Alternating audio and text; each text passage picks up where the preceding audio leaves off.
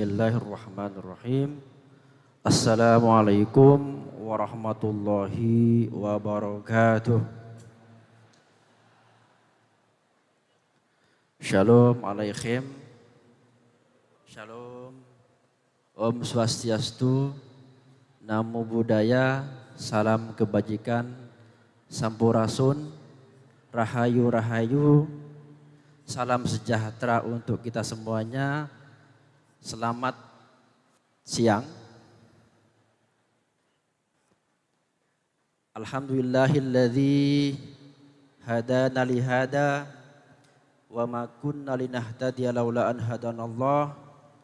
Asyhadu an la ilaha illallah wa asyhadu anna Muhammadan abduhu wa rasuluhu al-mab'uts rahmatan lil alamin. Amma ba'du. Yang sama-sama kita ta'zimi, yang sama-sama kita muliakan Syekh Ma'had Az-Zaitun, Profesor Dr. Kiai Haji Abdus Salam Panji Gumilang bersama Ummi dan keluarga, hafizahumullah. Kita sama-sama mendoakan beliau, semoga beliau selalu diberikan kesehatan, dipanjangkan umurnya, diberikan ketabahan untuk menghadapi semua cobaan kehidupan, dan diberi kekuatan untuk selalu berjuang, memperjuangkan toleransi, memperjuangkan nilai kemanusiaan untuk kebaikan bangsa dan negara Indonesia yang kita cintai.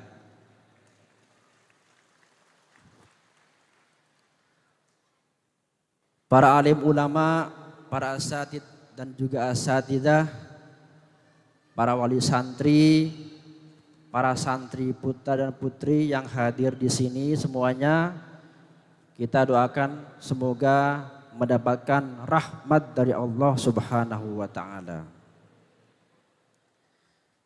Para hadirin hadirat yang dirahmati Allah Subhanahu wa taala, saya merasa terhormat diundang untuk menjadi bagian dari puncak perayaan bulan Suro atau bulan Muharram 1446 Hijriah.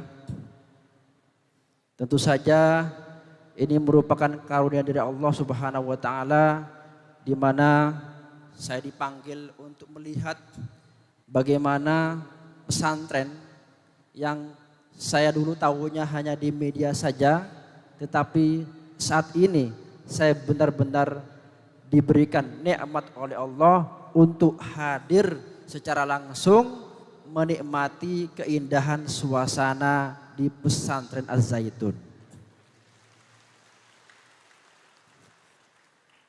Bapak dan Ibu sekalian, Suro itu diambil dari Asyura. Asyura artinya adalah tanggal 10 bulan Muharram.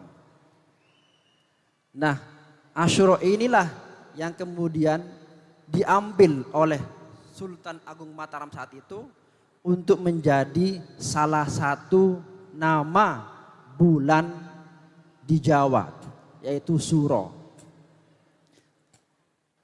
Kenapa dinamakan dengan Asyura?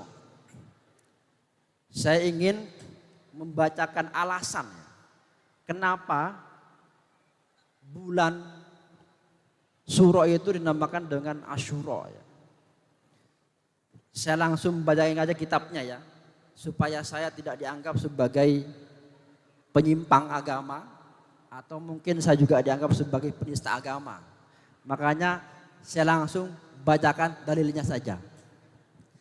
Di dalam kitab Al-Jauharul Munazzam fi Fadaili Syahrillahil Muharram dijelaskan bahwa bulan Suro atau bulan Muharram disebut dengan Asyura itu karena pada bulan ini Allah memberikan kemuliaan dengan menghadirkan 10 nabi di mana mereka membawa karomah dari Allah Subhanahu wa taala. Yang pertama adalah Nabi Musa alaihissalam, di mana beliau ditolong oleh Allah Subhanahu wa taala, kemudian juga berhasil membelah laut dan juga Fir'aun ditenggelamkan oleh Allah Subhanahu wa taala. Yang kedua, Nabi Nuh alaihissalam, di mana beliau membangun perahu atau bahtera yang bisa menyelamatkan umatnya yang beriman kepada beliau. Yang ketiga adalah Nabi Yunus, di mana beliau diselamatkan oleh Allah Subhanahu wa taala dari perut paus. Yang keempat adalah bahwa pada bulan ini Allah menerima taubat Nabi Adam alaihissalam setelah beliau diturunkan ke muka bumi. Kemudian yang kelima, Nabi Yusuf alaihissalam, di mana beliau diselamatkan dari sumur yang sangat gelap. Yang keenam, Nabi Daud alaihissalam, di mana beliau taubatnya diterima oleh Allah Subhanahu wa taala. Kemudian yang ketujuh, Nabi Isa alaihissalam atau Yesus, di mana beliau dilahirkan pada bulan Muharram juga, pada bulan Suro, dan juga diangkat ke sisi Allah Subhanahu wa taala juga pada bulan Suro. Kemudian yang kedelapan, Nabi Ibrahim alaihissalam itu lahir. Yang kesembilan, Nabi Yakub alaihissalam, ketika beliau rindu kepada Nabi Yusuf, dan ketika sudah ketemu dengan Nabi Yusuf, Allah membuat kedua mata beliau terbuka kembali. Kemudian yang ke-10, Nabi Muhammad sallallahu alaihi wasallam diampuni semua dosanya, ma taqaddama min dzambihi wa ma ta'akhkhara. Jadi semua dosa Nabi, baik yang lama maupun yang akan datang, itu semua diampuni oleh Allah, dan beliau kemudian diangkat menjadi Nabi dan Rasul di usia 40 tahun. Saya sangat senang bahwa puncak perayaan satu Suro dilaksanakan di masjid.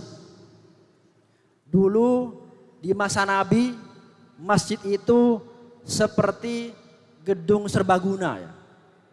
Orang sakit disembuhkan di masjid, orang bertikai didamaikan di masjid, orang nikah dinikahkan di masjid, orang belajar itu juga di masjid.